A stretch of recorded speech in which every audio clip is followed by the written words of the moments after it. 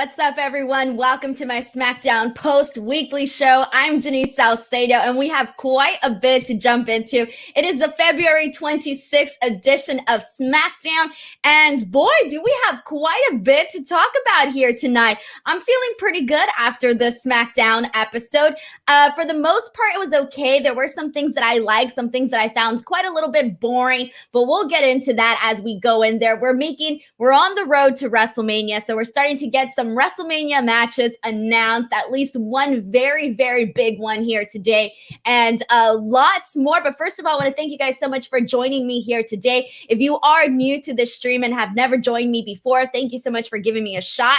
And make sure to leave your comments, whatever you guys want, questions, whatever, send them in, because this is a very interactive chat, and I will be going ahead and interacting with all of you here today. Also, friendly reminder, if you guys want to send in any super chats, you guys are more than welcome to do so, as this channel is funded and run by myself entirely. I always do appreciate this. But I want to thank everybody for tuning in here today, whether you're watching live or whether you're watching the replay. So I'm going to go ahead and start seeing what some of you guys are saying. Go ahead and send in your thoughts on how you felt about SmackDown overall as a show, etc. And we'll kind of go ahead and kick it off from there. And then we'll run through the entire show, from top to bottom as we normally do. But we're going to kick it off with a comment from Freaks of Wrestling Podcast, who says, Bianca versus Sasha is going to be amazing. This is a money match, everybody. This is the match that we knew was going to be the WrestleMania match, especially once Bianca Belair actually won the Royal Rumble. We all knew that they were going to go with Sasha, and I kind of like the fact that they went ahead and announced it, because as Zayn says, I'm so glad they confirmed Belair versus Sasha. I didn't want them to drag it out. Like, we already knew that's what the match was going to be, so I'm glad they didn't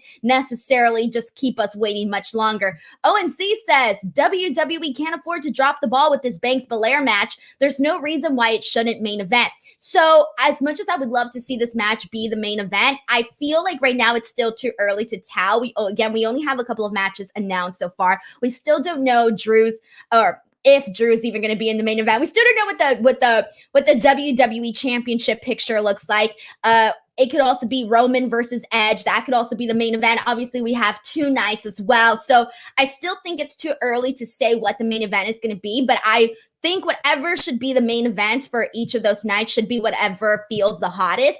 And hopefully, I hope that they play this out, the whole thing with Bianca Belair and Sasha Banks, in a very exciting way, so that it does become the main event, because I want to see it main event. I'm excited for this match, because the thing about Bianca Belair and Sasha Banks is that these are two women that, not only are incredibly talented in the ring, but I think that a lot of the fans are sort of going to be torn apart. I think there's going to be, a lot of fans that are like, I really want Sasha Banks to win. But then there's going to be that whole other side of people that are like, no, I really want Bianca Belair to win. So I am going to be excited to see how all of this plays out. We have a comment from Joseph who says, why wasn't Io Shirai an option? I mean, the NXT Women's Championship was only an option last year, because with Charlotte Flair. Vince thought Charlotte would bring eyes to NXT over AEW.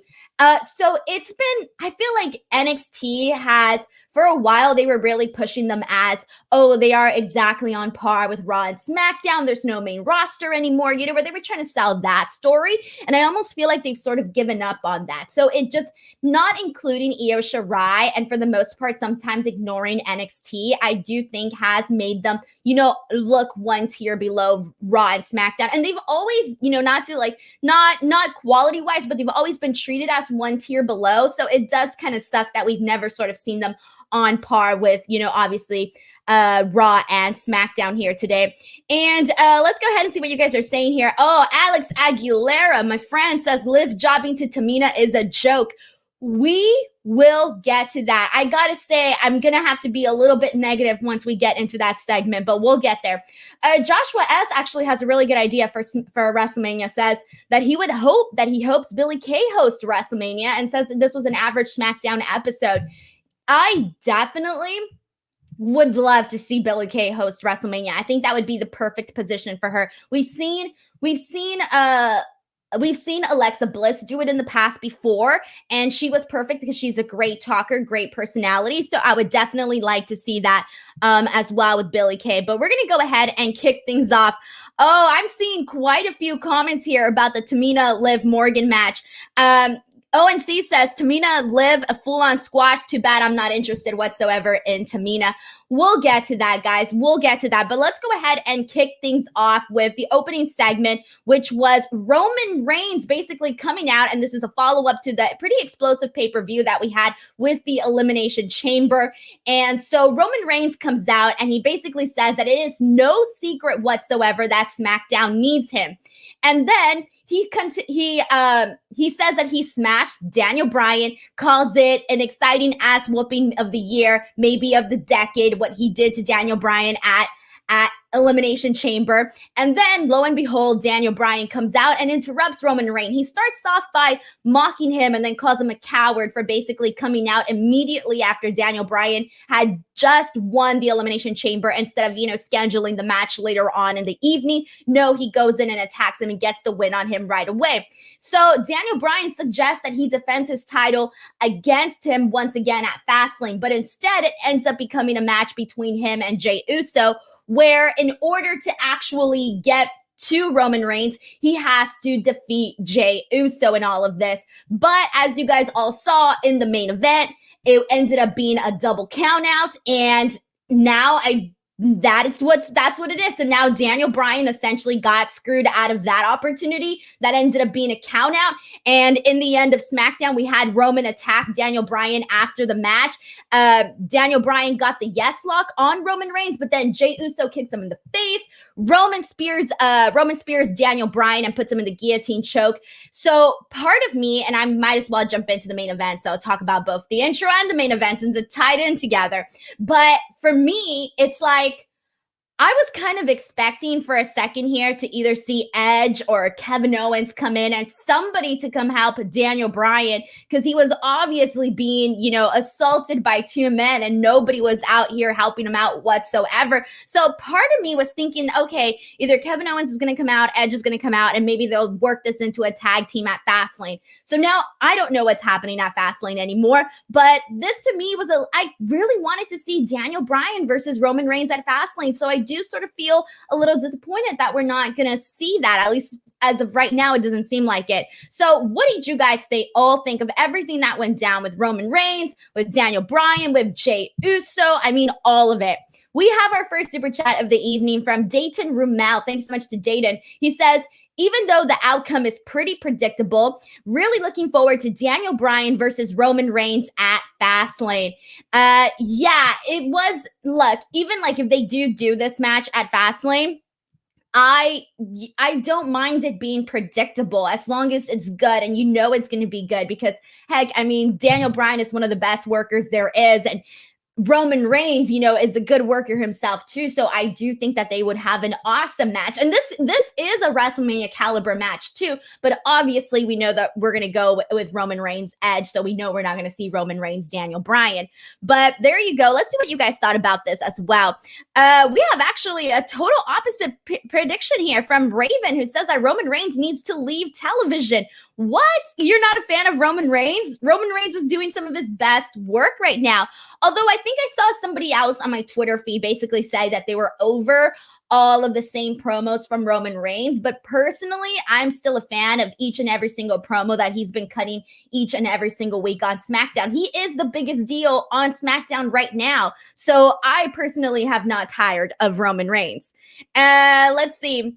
I'm trying to see what else you guys saw over here.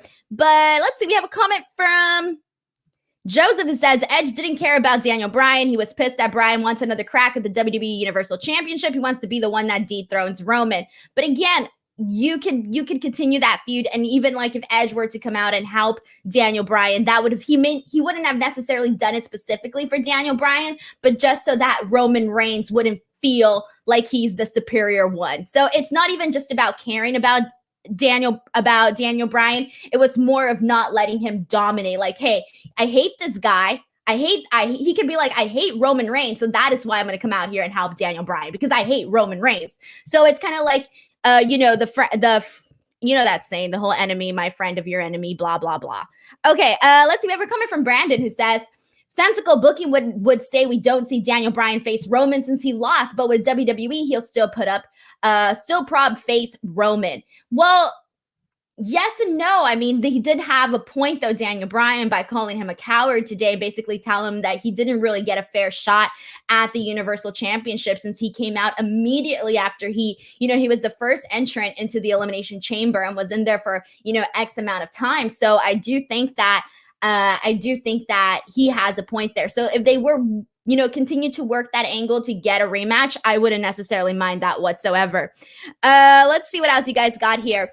If I didn't see your comment, feel free to resend it in, just because sometimes it is hard to see all of these comments. But there you guys go. That was pretty much everything that went down with Roman Reigns, with Daniel Bryan, and all of that. So let's go ahead and jump into some of the other stuff that happened on tonight's show. Okay, see, we have somebody that kind of agrees with me. This is Planet Dan, who says, yeah, where was Edge? What about adding Daniel to the Edge Roman match? I mean, let's say that were to become a triple threat match. I necessarily would not mind that whatsoever, just because Daniel Bryan is legit.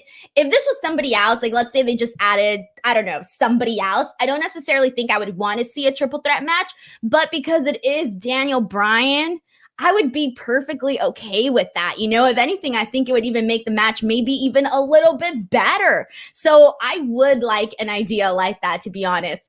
And let's see what else we got here. Cheyenne says, I didn't understand why someone didn't help Daniel Bryan at all and made him feel unimportant. That's exactly what I was saying, guys. Like, I'm telling you, Edge didn't have to care about Daniel Bryan. He could have just done it just so that he could, get a shot in on Roman Reigns. So Dark Ranger also says that Edge deserves a one-on-one match, though.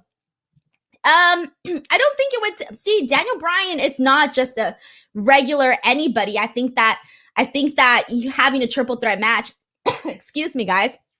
I think having a triple threat match with the three of them would not be so bad. This is one of those times where I definitely need a co-host. All right, guys, give me a second. I need to drink some water. Technical difficulties. Sorry, guys. I was talking and my saliva got stuck in my throat in a weird way. And I needed to cough so bad. And then I turned red and I started sweating. All right. So this is the one bad thing about hosting a show by yourself, is if you're going to start choking, hiccuping, or whatever the hell is wrong with you all of a sudden, you don't have anyone to lean on to take the reins, and you got to continue on here. So Aaron Kane says, stay hydrated, guys. No lie, tears started coming out of my eyes because I was holding in that cough. All right, let's continue on, guys. Now that I practically ruined my entire live stream. Let's see. We have, okay, so it looks to me, based on the chat here, that nobody else is really feeling the triple threat match. It seems to me you guys definitely want to see that one-on-one. So A-Shock says, keep Edge versus Roman one-on-one at Mania, Roman to win. And let's see, Zane actually says Edge versus Bryan would be better than Roman. Bryan is versatile worker. No, I would not exclude Roman out of this, guys. Roman is a big deal. He's doing some of his best work right now.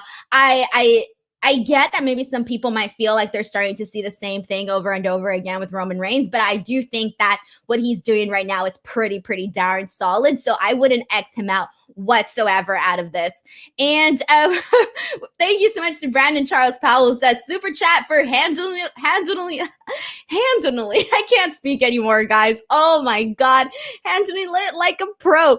If anybody here is watching my stream for the first time, they're probably going to be like, how the hell does this girl get numerous podcast opportunities? She's choking on her water. Can't say a simple word. Guys, I'm done. Cancel me, please. I don't know what I'm doing anymore. All right. Let's see. We have some more comments, since everybody here has very different opinions of what they would like to see. And this one is from, okay, so some people think that Roman has had his opportunity already. No. See, here's the thing about me. I personally think that Roman Reigns, since I already said this is the strongest he's looked, this is the strongest he's been, and you all know that I love long title reigns. I want to see Roman Reigns essentially be built up like a monster, an unstoppable monster that is on his high horse. Since you all know Roman Reigns is on a very, very high horse, a monster that's on his high horse and no one can bring him down.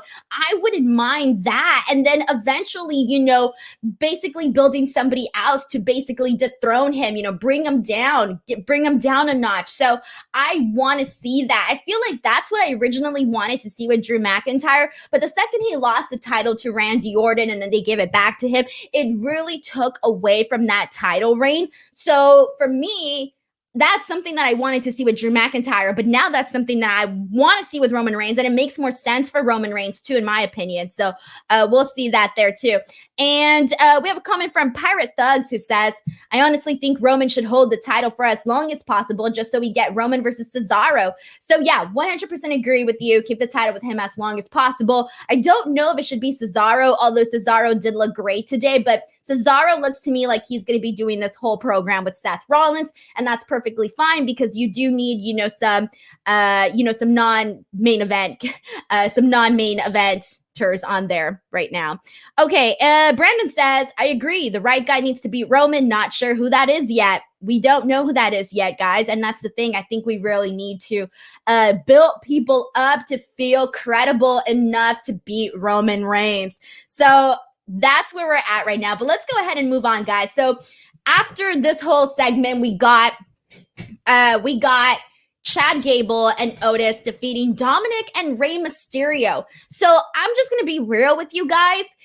So I'm not a fan of everything that they've been doing with Dominic and Rey Mysterio, especially Rey Mysterio. I feel like, okay, you know how Jeff Hardy has been treated on Raw? He's always the one losing, looking weak. They necessarily haven't given you a reason to care other than the fact that he's Jeff Hardy. So a lot of us care because he's Jeff Hardy and we're all fans of Jeff Hardy, right? But aside from that, there really isn't anything else. That is exactly what I feel they're doing right now with Rey Mysterio. Like Rey Mysterio has been looking, he's been the Jeff Hardy of SmackDown right now. At least that's how I feel about this. So this whole match, it was kind of brief, but I did think Dominic looked okay. What we saw, obviously he wasn't in there for, that long. So what we saw was good. I liked the double 619 that Dominic and Rey Mysterio did. I thought that was good. But just for the most part, guys, it's like, I really do think that they need to do something else with Rey Mysterio. It's just, I'm not feeling it right now, guys, with what they're doing. And even just Dominic needs to just keep, Dominic just needs to keep having matches. I don't mind him and Rey teaming, but I don't always want to see them look like a joke every single week, especially Rey, because I get it if they do it Dominic since he's still learning. And, they were doing that whole learning curve when he had like those 1 million matches with Baron Corbin on SmackDown. I get that with Dominic, but I don't get that situation with Rey Mysterio. And, Chad Gable and Otis, what they're doing, that's perfectly fine. I like that as well. I like that, we're starting. At first, I wasn't feeling this, what they were doing with Otis last week. I wasn't necessarily a fan of it just because he's such a natural baby face. But this week, it didn't bother me too much. At least that's what I think. But let's go ahead and read some comments. Dark Ranger says, Dominic Mysterio is actually pretty good in the ring. If they not going for the tag titles, let Dominic do his own thing, or hell, even go into the cruiserweight division. I really do think that they should go for the tag titles. There is no reason. There aren't that very many tag teams, on SmackDown. So if you do have Dominic and Rey go for them, I think that would be a really good idea. Like, I'm not opposed whatsoever to them teaming up. Owen says, Gable is so freaking good. Dude, he's been good. Joseph says, Rey and Dominic deserve better than this. I didn't get the whole point of the match. It felt like a redo of last week, but this time there was a finish. Dude, we've seen a lot of redos. For sure. And let's see. I already read this one. Excuse me. A-Shox wants to know if I like Sami Zayn. Dude, I've always loved Sami Zayn. Like, Sami Zayn's that guy that I personally feel hasn't gotten, he deserves so much more because everything that he does, no matter what he's put into, he always knocks it out of the park, whether he's a babyface, whether he's a heel, whatever the hell he does, he sells it so well because he has such a good personality and has such natural charisma. And he's just so freaking fun to watch. And even when he's annoying, he doesn't come across as annoying. He comes across as like funny, annoying, like lovable, annoying. At least that's how I feel. Jake Larson has a funny joke, says, Raw is the redo show. I don't like it when it comes over to SmackDown. That's true. There's a couple of weeks where we see shades of Raw and SmackDown, and I agree with you. Like, we expect it from Raw. We expect to see a lot of the same matches over and over again. But for a while, we weren't really seeing that on SmackDown. But now, I think the last few weeks, I feel like we've been seeing that. And obviously, we're not a fan of that. And okay, let's go ahead and move on to the next match. So this is the next one that, you know, everybody seems to be on the same page here. And this is Apollo Crews defeating Shinsuke Nakamura. And I want to go ahead and get your thoughts ready, guys. Get your opinions ready on Apollo Crews because I will be reading those. So Apollo Crews comes out. He has new gear, new colors, green and white, which are the colors of the Nigerian flag. I Googled it to make sure since I'm not fully aware of all my flag colors, but I went ahead and did the Google. All right. But so he comes out and he cuts this promo and he basically says that the people don't know anything about him, that he's been a happy, humble guy for a long time, but that has gotten him nowhere. He says, I'm not from the hood. I'm not from suburbia, but I'm from Nigeria. And then he kind of goes on to give a little bit backstory on his family. And he talks about, you know, the Nigerian flag. And so I like this. And also while I was doing my Google research, I learned that and he mentioned this in his promo, but I'll go ahead and reiterate it now. So the green color on the flag stands for the country's wealth, which is rich natural resources and all of that, while the meaning of the white color is peace. So I like the fact that we got a backstory in this promo. We got to learn a little bit more about Apollo Crews, who he is, where he comes from, and all of that. And two, it really does tie into, to Nigeria and all of that. So I like what they are doing with Apollo Crews more so this week than I was, last week. Because I remember last week I wasn't completely like a big fan of it, but everybody here was like, oh, we love it. We love it. And I was like, all right, well, clearly I must be in the wrong here. And this week, I think that they did a pretty good job of, having Apollo Crews come across as very different. Because, for a very long time, we were seeing the same Apollo Crews over and over and over again. I think most of us probably weren't expecting anything new or different out of Apollo Crews, but this week, I think is the best packaging that we've gotten of Apollo Crews. And I really, really do think that I hope that Apollo Crews really takes this opportunity and runs with it because this is the best. And you guys all know that sometimes a guy can be put in a certain spot. And if they're not feeling him, his moment can pass right away and they won't circle back on that. So I hope that Apollo Crews realizes like this is his shot. And I hope that he really, runs with it so that he won't necessarily always be seen as like a low card guy. He could, go up there, be more of, take more of a mid-card spot instead of,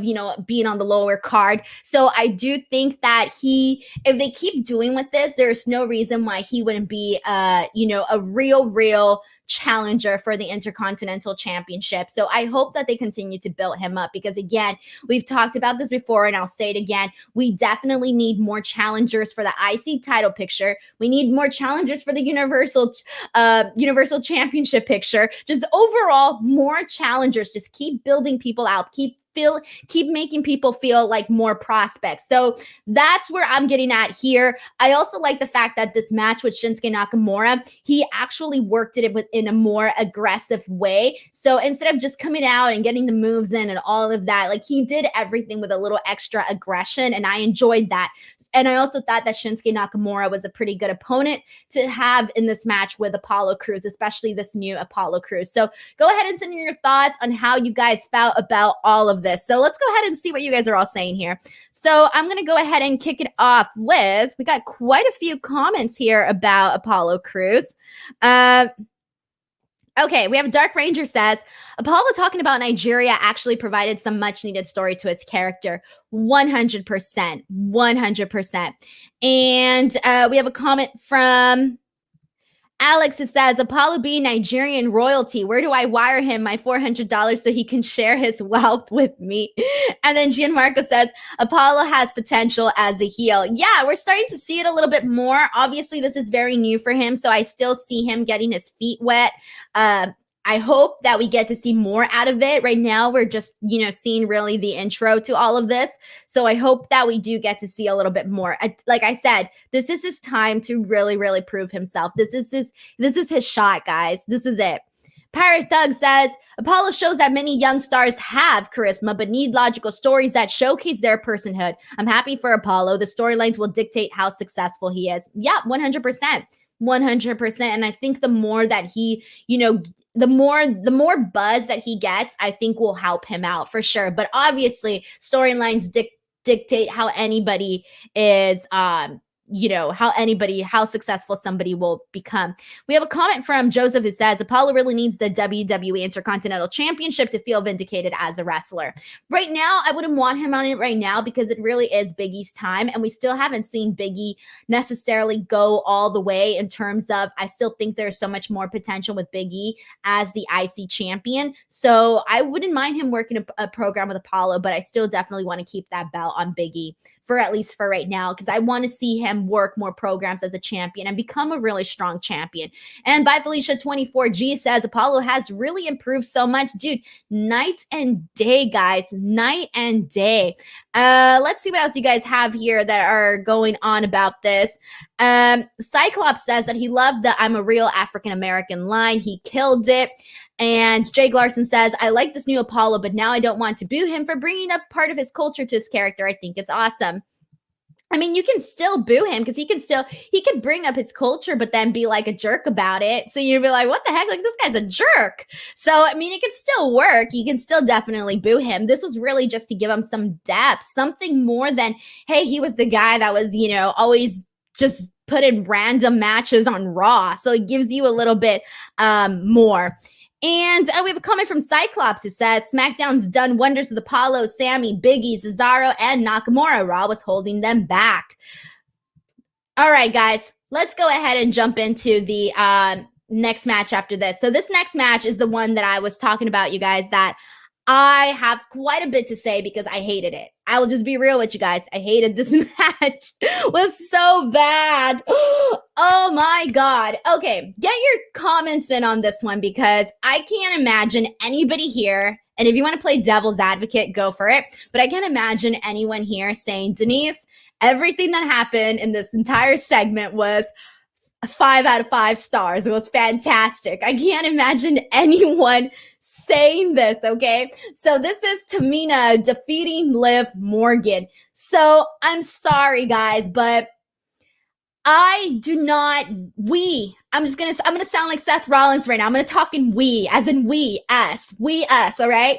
We're not getting anything out of Tamina dominating against Liv Morgan. I hate to say it, but there is so much upside, so much more upside on Liv Morgan. So much potential with her, guys. It's insane. They can do so much with her. So much. And her character, she has it all, guys. She could be a very lovable character that they can push to become a star, be that girl that, other girls look up to and all of that. You get me?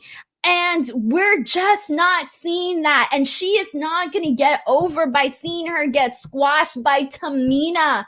I hate to say it, but this was just not good. I couldn't think of a reason to get interested in this. I couldn't think of a pro for this. I really could not. And then I went and did a little research, just a little fact checking here. So get this. Here's a fun fact. Liv Morgan has been part of 7 matches this year so far. All right, cool. You know, we're towards the end of February, about to jump into March. So she's had 7 matches. You know, she's only won one of those matches, just one so far. The last win that she had was January 1st, 2021. So January 1st, her and Ruby Riott defeated Tamina and Natalya. And that was literally it, guys. And I get it, we're still at the top of the year, so it's not like, you know, 1 out of 20, but still, to me, it just doesn't make sense whatsoever to do this. I feel like Liv Morgan could be that girl, and I've said this before, but she could be somebody like, if they marketed her well, she could be, you know, somebody like a, you know, Nikki Bella or a Brie Bella that really gets over with the female audience. Oh, because she's so cool, you know, similar to Shotzi Blackheart, you know, on NXT. She has this very cool look, so she's being portrayed as this very, you know, fun character, right? I really do think that they can do that with Liv Morgan, but having matches like this, it's not working. And let's just say that, you know, she had been winning and then she had this squash match with Tamina because, you know, Tamina's a big girl, so she's going to go, obviously, and she's going to overpower her. Okay, that's fine. But the problem is that in the past several weeks, all we've been seeing is the Riott Squad get screwed out of matches because, oh, Billie Kay gets in the way, Billie Kay. And there was some points where that was just not working anymore. And now you don't even have Billie Kay in this, and they're still losing. So this, to me, I thought had they started this off like, oh, Tamina's overpowering Liv, but then, you know, they gave Liv Morgan this, you know, little glimmer of hope, and that one little glimmer of hope got her this victory.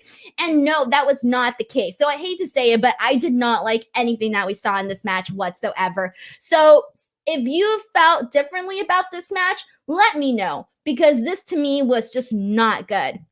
We have a super chat from Cyclops who says, I gave the match 6 stars, Denise hating. 6 stars, bro. No, I know you're kidding though, so I won't go off on you. But guys, oh my God. All right, let's see what you guys are all saying about this. And this is from Alex Aguilera says, pushing Tamina and Natty instead of Ruby and Liv is horrible booking. It's not even that. It's just like, come on. Like, there's just so much you could do with both Ruby and Liv Morgan as a tag team, or if you even separated them, like, I think you could do so much with Liv Morgan as a single star. Rory too says, I completely despise this segment.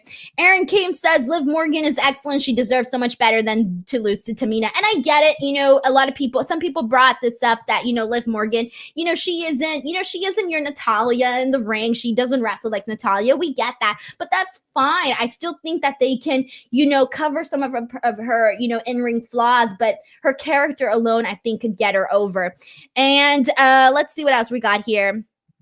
Joseph says, yeah, Tamina beat Liv Morgan and no Billie Kay to annoy us. That was about making the women relevant outside of Bianca's Wrestlemania decision. I don't think that this was going to make, I think I even wrote this down on my notes. Tamina, you know, squashing Liv Morgan, to me, does not do anything for the SmackDown women's division. It does not.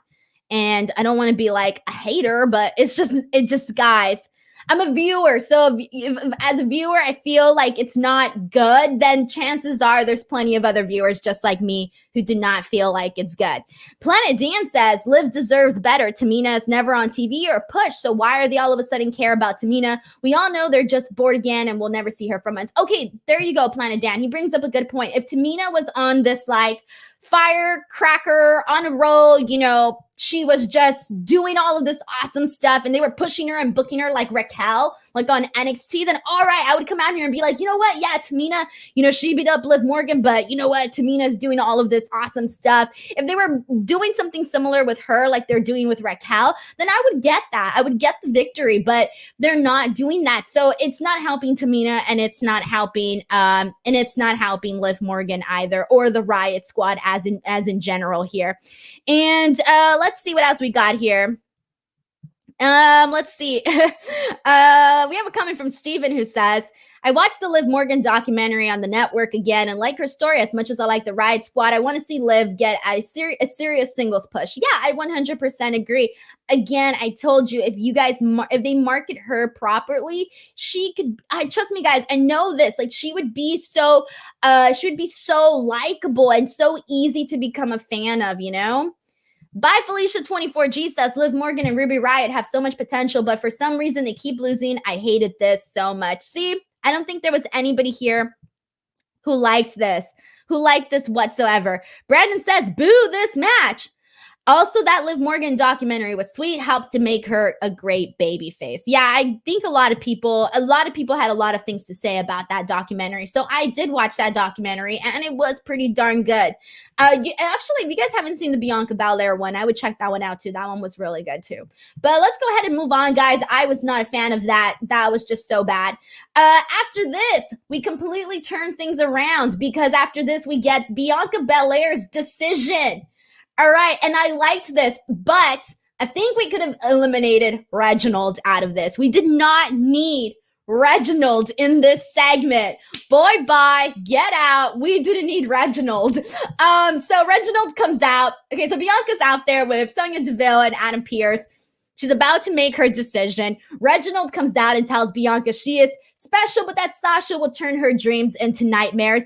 And then Sasha Banks comes out and she tells him to not speak for her and that she's the champion, she's the standard. And Sasha says she's the best, she's number one. So that makes Bianca Belair number two. Then she raises the SmackDown Women's Championship belt in front of her face. And Bianca Belair basically tells her that she's on for WrestleMania. And bam, we have it confirmed that it's going to be Bianca Belair versus Sasha Banks at WrestleMania for the SmackDown Women's Championship. So I'm excited for this. I'm glad they didn't lag it any further and be like, we all know it's going to be Sasha versus Bianca, so just give it to us, right? I liked this. I mentioned at the top of the stream why I like this, but essentially, two badass girls that I feel fans are going to be like, kind of torn here. I feel like it's going to be a tough decision to see who you want to root for because I feel like Sasha Banks has a very strong fan base, but then at the same time, you also have Bianca Belair, who's this very likable person. It's so hard not to like Bianca Belair. She's the kind of person that everybody roots for. So I do definitely think that Sasha Banks is going to go into this as a heel with Bianca Belair obviously being the babyface.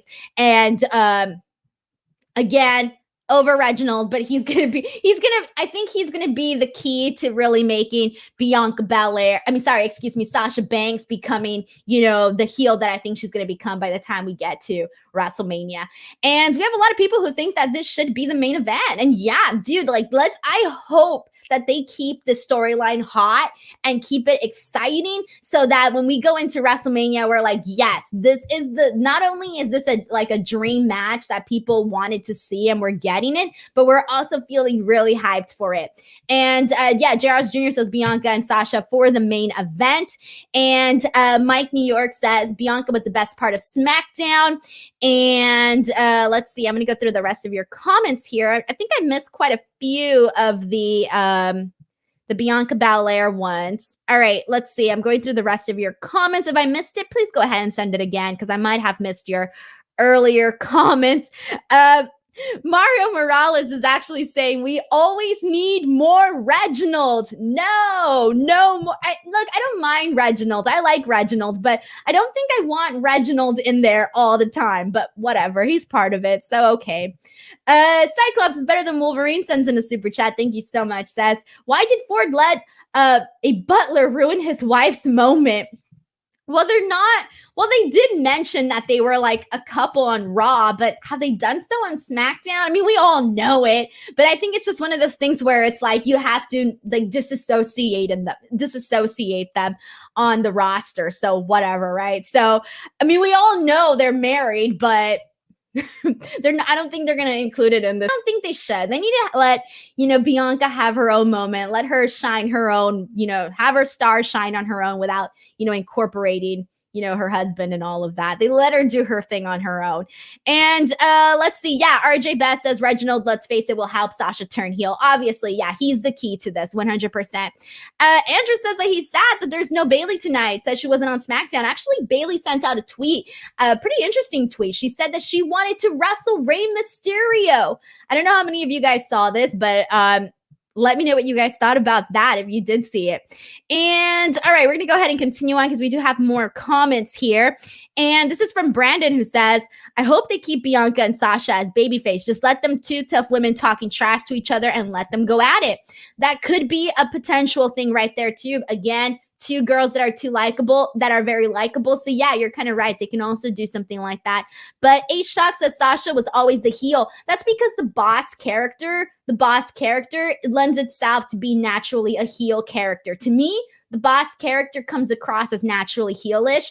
Obviously, you know, she's made it work for her as a babyface, but I do think that she that it's a natural heel character. We have another super chat from Ulysses Scooter Smith for the U Entertainment, who says, I'm sorry, as much as I love Edge, I rather see Daniel Bryan versus Reigns at Mania because the history is there with them. Then that Rollins Cesaro segment was funny. Okay, so yeah, we were talking about this earlier about, you know, the whole main event picture of Daniel Bryan's, Roman Reigns, Edge, all of that. And somebody here suggested, what about a triple threat? And I was completely for it. A Daniel Bryan versus Roman Reigns versus Edge triple threat and triple threat match. But then there's people here that they want a one-on-one match with Edge and Roman Reigns. So personally for me, I would be fine with either or. So I think it just depends on the person. And I 100% agree with you that Rollins Cesaro segment, I was going to look, I'll get, you know what? The second we get to it, I will tell you what I was going to say about this segment, but we'll get there. All righty, here we have another, let's see. Oh, this is interesting. Freaks of Wrestling Podcast says, I think Belair is going heel instead of Sasha Banks. No, I don't think so, guys. I don't think we're going to see Bianca Belair as a heel.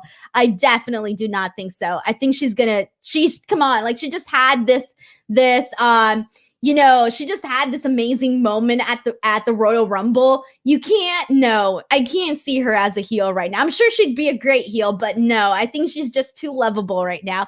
Ulysses sends in a super chat, says, and very nice as he wished he could meet somebody like Bianca Belair or Sasha. And it's hard meeting women into wrestling. Well, I don't know what to tell you. I don't know where you can go find these women at, but more power to you. Thank you so much for sending in a super chat. You're awesome here. And let's see, guys. Let's go ahead and move. I thought we had something else that I was about to read here for a second. Oh, I forgot what we were going to read. Okay, I think I read everybody's comment here. All right, let's go ahead and move on, guys. So either way, I'm happy that we're doing Bianca Belair versus Sasha Banks. All right, let's jump into, after this, we had Sami Zayn and Baron Corbin versus the Street Profits. This was a fine match. There was really nothing much that I want to talk about it. The Street Profits won. It was okay. So let's jump into the Seth Rollins segment with Cesaro. And I had a few people here. A-Shock says that he expected Seth to vomit after that swing. Dude, you gotta have good, I don't know what. You can't be a person that gets easily dizzy or, gonna barf, seasickness, none of that. You can't be that kind of person, getting in there. I was going to come on here and say I hated this segment. I was going to come on here and trash it like I did last week because I wasn't feeling the Messiah character. I wasn't getting the whole lawsuit, the whole letter. Seth Rollins comes down and he talks about the letter, right? And, he says that the letter got a huge response and that his people said that it was trending on Twitter. And I thought, oh my God, this is horrible, right? That's what I was thinking. But then afterwards, once Cesaro comes out and essentially, gets in his face and he's not buying any of the junk that Seth Rollins is telling him, because Seth Rollins is telling him to embrace the vision and that he's lacking killer instinct and that the lack of killer instinct is why he hasn't made it to the top, but that he has made it to the top and he can help Cesaro. But Cesaro isn't buying any of that. So he ends up getting him in the big swing. And this was hilarious. This was so funny. And I think the funny part was two things. One, Seth Rollins was waving his arms up in the air. They were flapping in every direction. And then he had the mic in his hand. So you can hear him screaming. And he was like, I don't know. It was hilarious. This was my favorite part of SmackDown today. No lie. It was the thing I popped for the most. It was so damn hilarious that I'm not going to say anything bad about this segment because that one thing completely made this segment for me. So I'm not going to say anything bad about it just because of that one little part of it. All right. And Mario Morales says, I finally embraced the vision. No, I did not embrace the vision. It was just, Cesaro that did it for me. Cesaro looked great in this. He really, really, really did. Let's see. Brandon says, bro, that camera work during the Cesaro swing. I didn't notice much. I didn't notice it that much during this. So I think I was too distracted with the actual, what was happening in the ring there. And Zane says Seth Rollins' outfit was kind of fire. Yeah, so was Cesaro's. Just the jeans, but they were still fire. And Dark Ranger says Seth with Mike during the swing was hilarious. Yeah, it really added to it. Stephen Butler says, I do not like any segment with Seth Rollins, but watching Cesaro swing Rollins right out of his clothes made me laugh so hard. Yeah, because we've talked about this. We've talked about this quite a bit, that, the Seth Rollins Messiah character is kind of getting a little bland, right? But I really do think that even if you're not feeling this right now, what they're doing with Seth Rollins and all of that, I think that anybody would have laughed after this. And let's see, let's go ahead and move on, guys. So after this, we have, we do have an interesting comment from Aaron, who says, I would have wanted Cesaro to think about the decision about joining Seth, add some intrigue. Well, he was kind of, when he was talking, he was letting him talk. I mean, he didn't interrupt Seth whatsoever. He was letting him say his thing. He was just, doing not only line, but he was kind of paying attention, I guess you can say. But no, I prefer him not doing that, because I don't want to see the same thing that we saw with Murphy. We don't have to see that all over again. So I like the fact that Cesaro wasn't, played a fool here. Like, no, he's not going to be bought by some crazy cult messiah leader or whatever. So there you go. All right, guys, let's go ahead and move on. So after this, we had Daniel Bryan. I already talked about this, actually. Dang, there we go. I talked about the Daniel Bryan Jey Uso match and all of there. So there you go. That was SmackDown here today. Overall, decent show based on, some of the things that we liked. But that was kind of it. Good stuff with Roman Reigns. Good stuff with Apollo Crews.